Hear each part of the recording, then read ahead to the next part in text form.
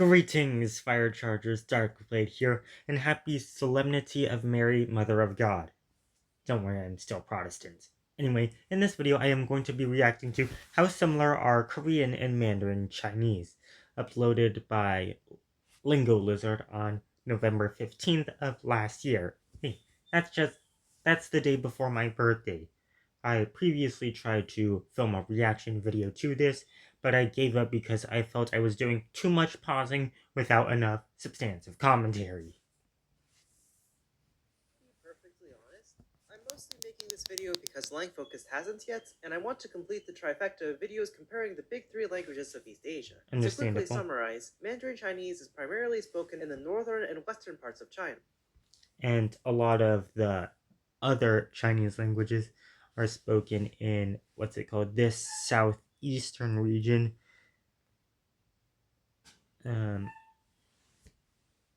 would get out my map of Chinese provinces, but I feel like that would take too long and create too much unnecessary pause in the video.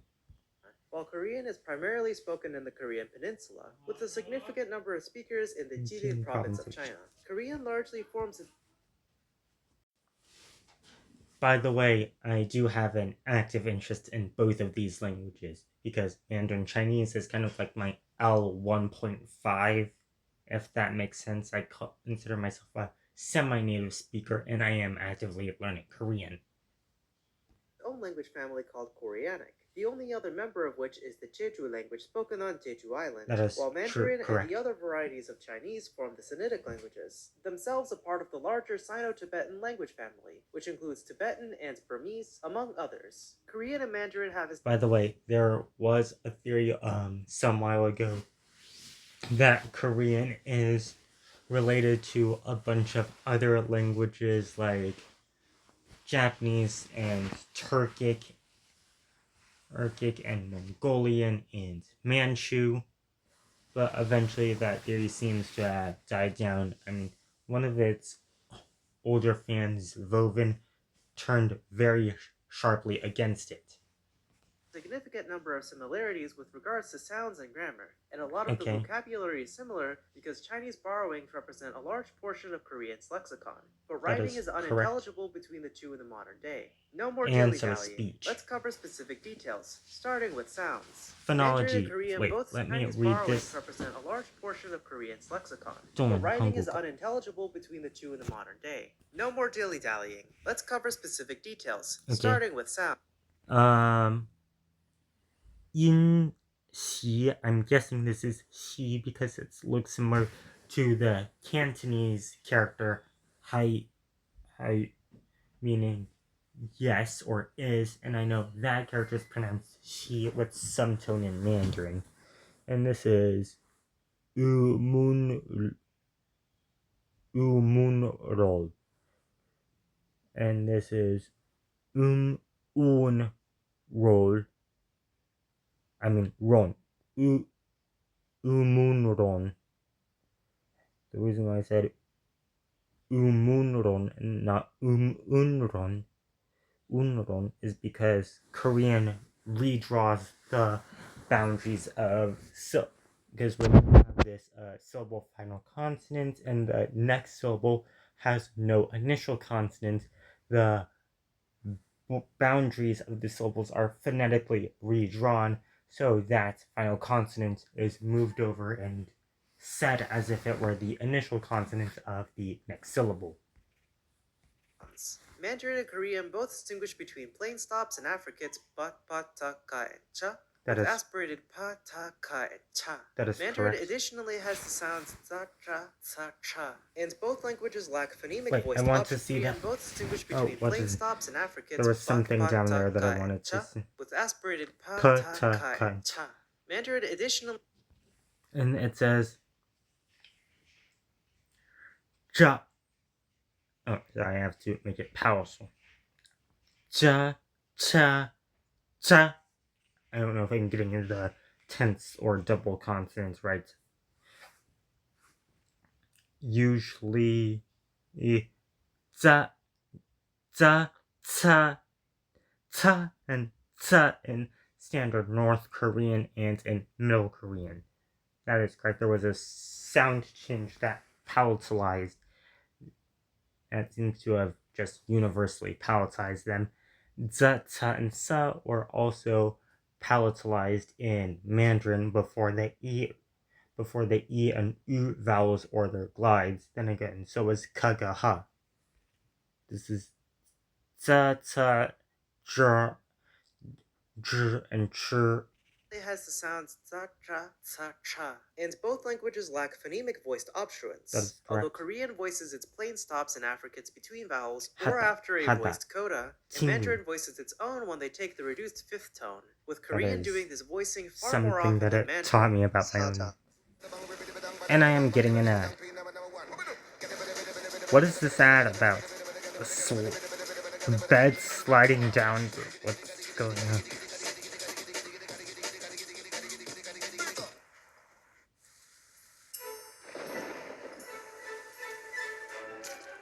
We're here for our convertible?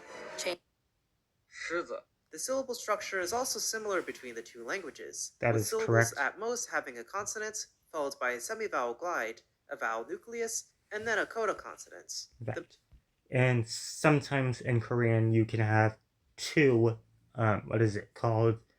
coda consonants written in a syllable, but only one of them is ever actually pronounced as a coda in a syllable. There are times when you will hear both, but that's because the next syllable has no initial consonant. In that case, the second bachim, the second coda, is moved on to become the, the initial of the following syllable. So yeah, only one of them will ever be pronounced as a coda at a time. Main coda consonants of Mandarin are na and nga. Yeah. And standard Chinese has hua, which could be followed by a semivowel. I want to see the Chinese examples. And then a coda consonants. The main coda consonants of Mandarin are na and nga. And standard Chinese has hua, which could be comparable to coda la in Korean. And coda ma occurs very marginally in casual speech, but otherwise, the Korean codas ba, ta, ka do not exist in Mandarin, although they do exist in most other varieties of Chinese, including Cantonese. I remember hearing this on Wikipedia, so take this with half an ocean full of salt. But apparently, around the time of the Mongol conquest, the Mongol rule, or shortly after, the final stops in Mandarin were starting to reduce to a glottal stop. I think that's also happening with some in like Gan or Hakka, one of the other languages. And then from there, it just naturally fell off in Mandarin, which is easy to understand when you consider that these are unreleased. You see this mark that symbolizes no audible release. In Hokkien. Here's a quick comparison of coda consonants in Mandarin and Korean, using the consonant-vowel pair na in both languages. Na, nan, nong, nar. Da, nam, nan, nang, dar, nap, dat, nak. That is correct in Mandarin Chinese. The coda kind of like affects the vowel quality of the preceding vowel. And it's especially with the a vowel. Korean and Mandarin both have the glides ya and wa very frequently in words. Yeah, Cantonese doesn't. The labial palatal glide ya occurs less often in Mandarin than the other two and has fewer possible finals. Korean also has this glide, but only in the sequence yu, which is pronounced yu in more conservative Korean dialects. In my personal analysis, Mandarin has 5 phonemic vowels, in addition to the lack. Yeah, there are a bunch of different answers on how many different vowel sounds Mandarin has, but this is an easy way to a vowel which is only used for 7 syllables, but has about 11 different vowel qualities, most of which I believe are comparable to the 7 or 8 Korean vowels depending on the dialect. Yeah, because I think most modern speakers do not distinguish between in this one and that one. As for differences, a major one is that Mandarin and the other Chinese languages are tonal, and while Korean used to also be tonal, it lost its tone in the majority of its dialects. In some of these dialects, the tones gave way to a length distinction in Korean, a contrast of short and long vowels, which does not exist in Mandarin. The younger generations of Korean speakers are actually starting to redevelop tone, as they often aspirate the plain stops at the beginnings of words. The only difference. Yeah, I know about the aspiration at the beginning of words because because I had one book and a couple apps, there was drops and now AirLearn, and all of those explicitly taught me to do that. For example,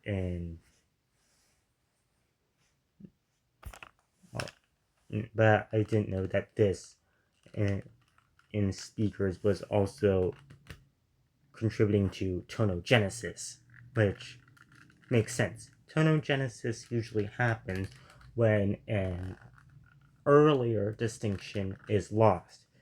For example, Old Chinese had, and by the way, I did initially see this on Wikipedia, but now I also saw on Native Lang's recent video on how the Han Dynasty shaped Chinese. So now I get to cite something that isn't Wikipedia.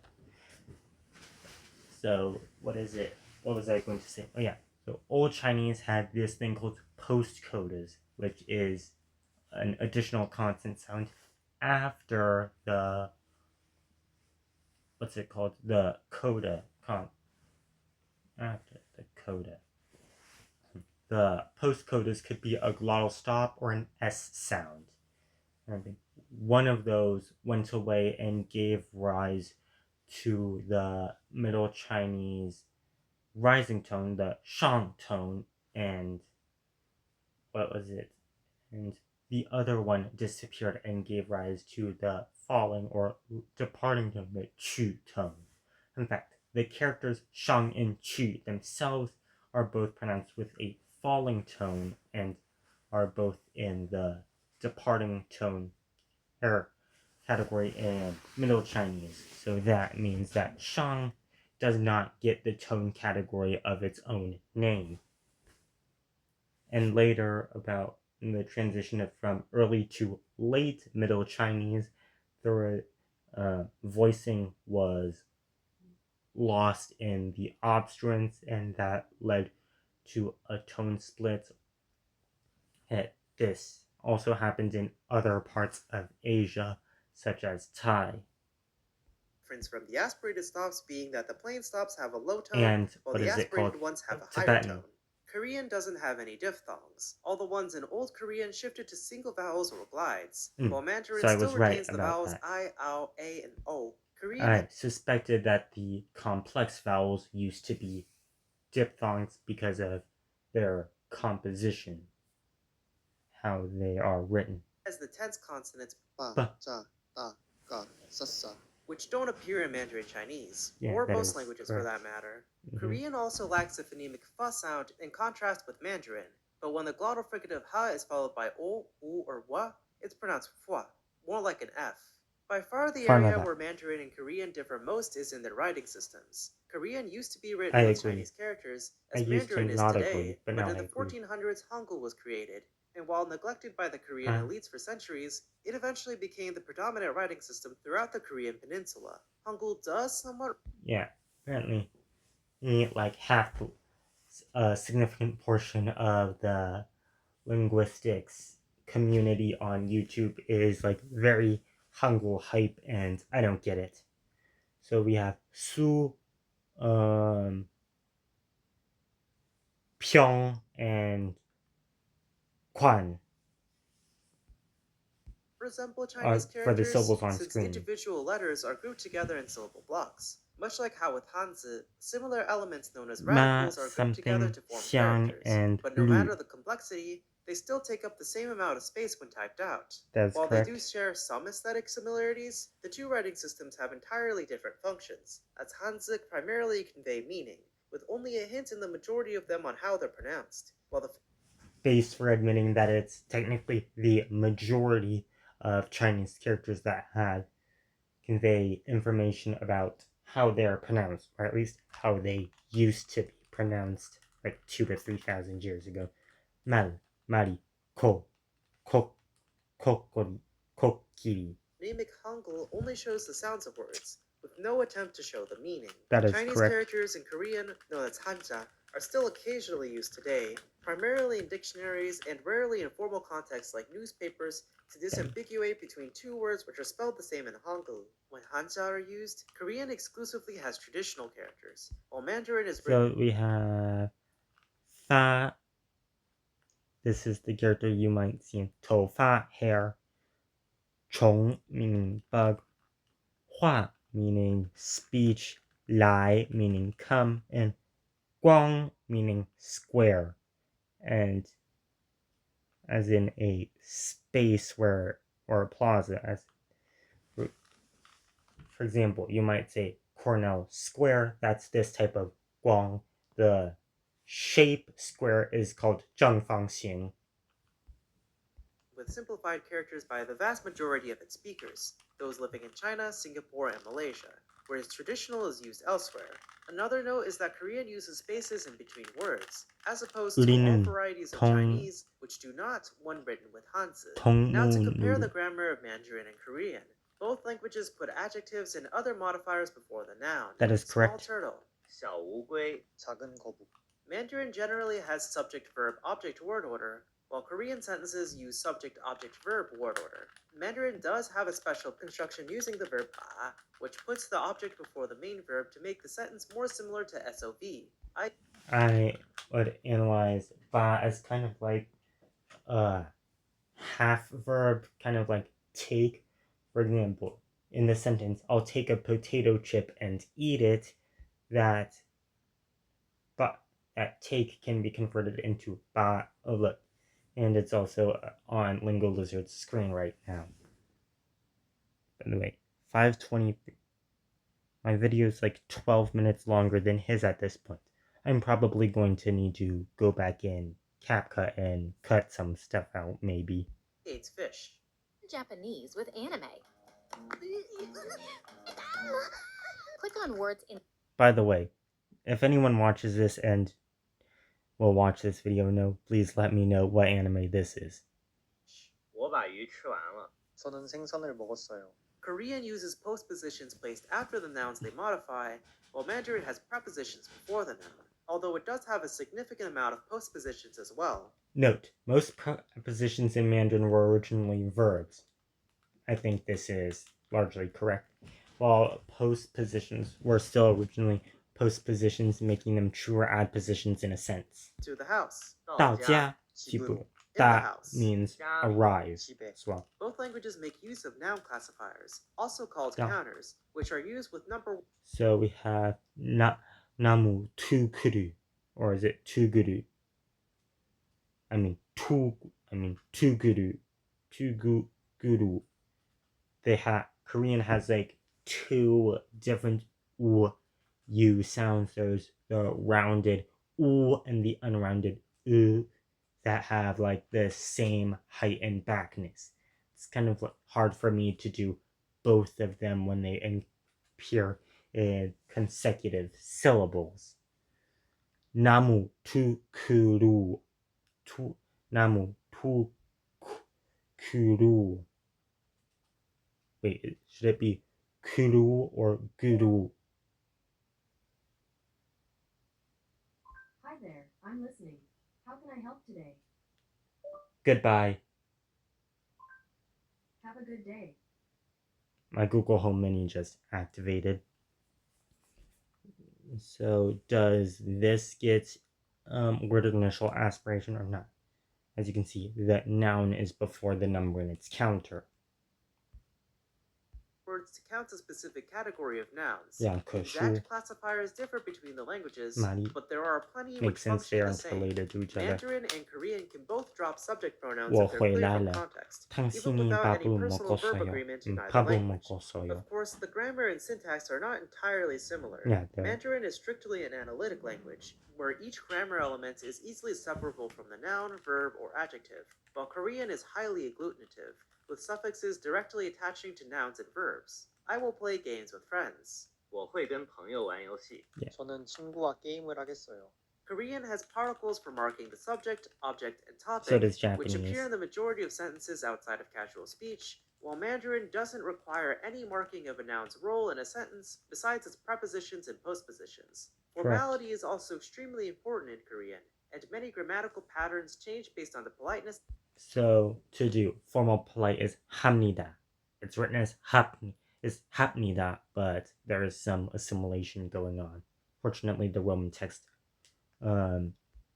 accounts for that assimilation. So you have 했습니다, 하겠습니다, and now the formal impolite one, which is 한다, 했다, 하겠다, and the informal polite one, 해요, 했어요, 했어요, 하겠어요, and now the informal impolite one is, which is basically this without the yo endings. 했어, 하겠어. Level that the speaker is using. While in modern Mandarin Chinese, it is nowhere near as important and is limited to changes in word choice. Speaking of which, vocabulary. Because of centuries of influence from various Chinese dynasties, around 60% of Korean vocabulary is of Chinese origin. The forms are not entirely the same, as Korean borrowed most of its Sinitic vocabulary from Middle Chinese, and there's not only been a drift from Middle Chinese to Mandarin Chinese, but also from Old and Middle Korean to Modern Korean. Additionally, the majority of Korean words used in everyday conversation are of native Korean origin. And unlike Mandarin Chinese, which generally avoids loan words outside of proper names, modern Korean, at least in the South, is filled with plenty of loan words, particularly from English. Nevertheless, yeah, I think that Korean, what is it called? Writing system and phonotactics, like the way it works is makes it easier for loan words to have you enter it. Here's a bunch of examples of Sino-Korean cognates. Completely. 完全 완전, Society. 社会 사회, Period. 时代 시대, Participation. 参加 참가, World. 世界 세계, Marriage. 结婚 결혼, Mountain. 山 산, Oneself. 自己 자기, Importance. 主要 주요, South Korea. 韩国 한국, Largest. 最大 최대, Space. 空间 공간, Exercise. 运动 운동 Attitude. 态度 태도 태도, 7. 七 칠. Generally speaking, for Chinese vocabulary in Korean, the no final in Mandarin corresponds to Korean a, the Mandarin diphthong ao to Korean o, Mandarin I to Korean e, That is Mandarin coda n to either ma or na. That one makes sense because what's it called? The vowel e is literally written as I-E. Korean and Mandarin fa to Korean ba. That's because it used to be a p sound in Chinese as well, but shifted to f in certain environments. This change has also happened in Greek and the Germanic branch of Indo-European. In fact, it's one of the defining features of the Germanic branch. But it didn't happen in Latin. Latin's F sound is from a different source. It also happened in Japanese and Vietnamese. To someday make a video comparing not just the initials and finals of Sinitic vocabulary in Mandarin and Korean, but also for Japanese, Vietnamese, and Cantonese as well. Let me know if y'all are interested in that. Subscribe. Yes, because what's it called? Sino-Zenic correspondence chart is definitely something that should exist. So I'll share a copy link and So you can go see the original video, and if you want, subscribe to LingoLizard and me. Goodbye, Fire Chargers. Thanks for watching, and I'll see you later today. Now I need to go rewatch this video to see if there's anything any superfluous pausing that I need to cut out.